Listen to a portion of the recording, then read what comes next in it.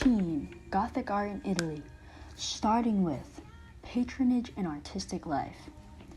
Back then, a lot of artists worked under what was called a guild system, and a guild system was basically an artist association which would determine how long apprenticeships would take and how many apprentices an artist could have. Back then, obviously, female artists were very rare because apprentices lived with their teachers, and it would be scandalous for a female artist to live with their male teacher. After an internship was completed or successful, they would enter a guild as a mature artist. The guild helped regulate commissions and ensured that the guilds did not overfill with people. Because if the guild overfilled with people, then the prices would have been driven down. You don't want that because everyone wants to be rich. This guild system remained in effect until the free market approach, which began in the 18th century.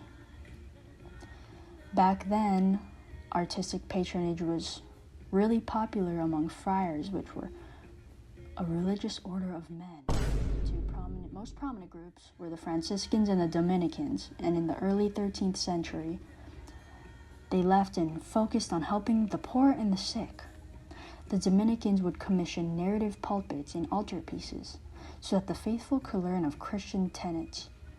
The Franciscan church had a program of frescoes who were experts in Trecento art. Moving on, Italian citizens were strongly devoted to their local church, and they were often buried inside local churches.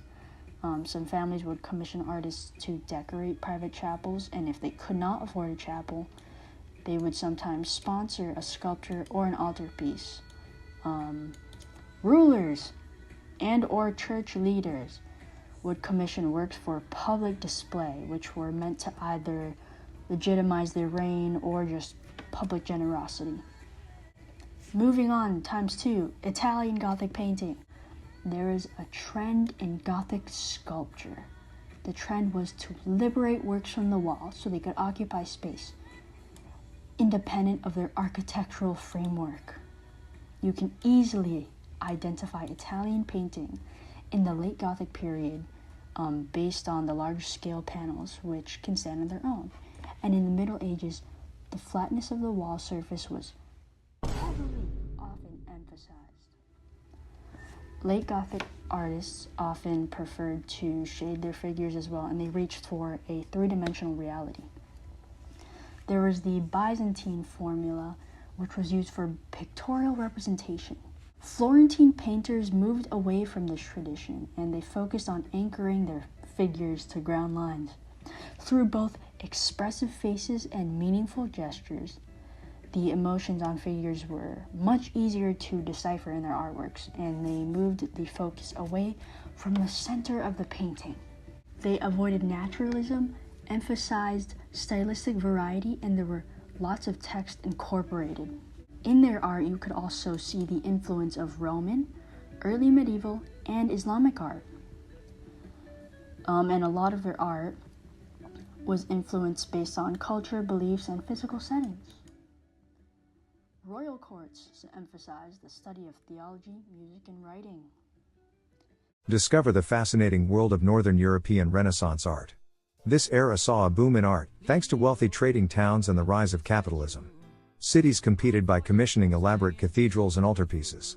But the Reformation threw a wrench in the gears. Martin Luther's protests sparked religious and political turmoil, dividing Europe into Protestant and Catholic regions. This led to iconoclasm, with Protestants destroying religious art they considered idolatrous. Caught in the crossfire, artists like Dürer adapted by focusing on portraits or toning down religious themes.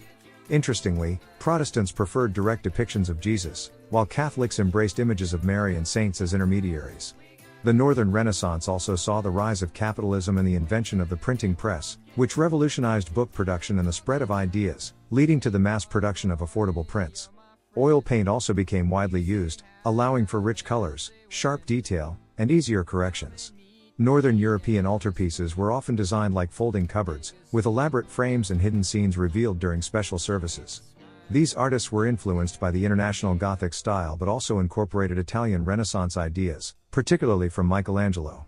Despite this influence, Northern artists maintained their unique style with detailed paintings, high horizon lines, and vibrant colors.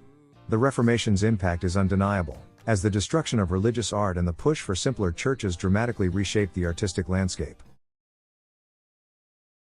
Chapter 15: Early Renaissance. Early Renaissance art takes place within the Italian city-states of Ferrara, Florence, Mantua, Naples, Rome, Venice, and more. Renaissance, which translates to rebirth in French, came as a new era of experimentation in atmospheric perspective, the usage of bold colors, creative compositions, as well as naturalism. Christianity also had a major impact on early Renaissance art, depicting scenes from the Bible and even having pieces commissioned by churches. At this time, artists started gaining a more pronounced identity within society and were given professional training. As art styles and techniques were evolving, competition among artists was fueled by Italian ruling families spending on new paintings and sculptures. Artists like Lippi, whose notable work includes Madonna and Child, and Botticelli, who painted the Birth of Venus, are a few examples of artists that were prospering and still are remembered and referenced to this day. As time went on, royal courts shifted from religious subjects to humanism, which emphasized more secular ideas and mirrored new growth with the exploration of new worlds that was happening at the time with European explorers. Humanistic ideals were seen through Florentine churches with ideal ratios and proportions, which were thought to be learned from the Romans. Early Renaissance architecture also depended on order, clarity, and light, unlike the previous Gothic cathedrals that were based on darkness and mystery. An example would be Brunelleschi's Pazzi Chapel, with its ideal geometry and gray and white marble patterns. Painting and sculpture in the Italian Renaissance developed the usage of linear perspective, which essentially creates three-dimensionality in a two-dimensional plane. Linear perspective differed from medieval art, which had people dominating compositions but had no accurate point of view. This technique has been attributed to the Romans, but other scholars argued Brunelleschi revitalized or even invented it. Sculpture within early Renaissance presented the revival of nudity. Inspired by the Greco-Roman classics, Donatello's David spurred life-size sculpture in Florence near the middle of the century and continued until the end of it. Sculpturists use a technique called contrapposto, which creates movement and fluidity in a figure by having them shifting for weight in a naturalistic stance.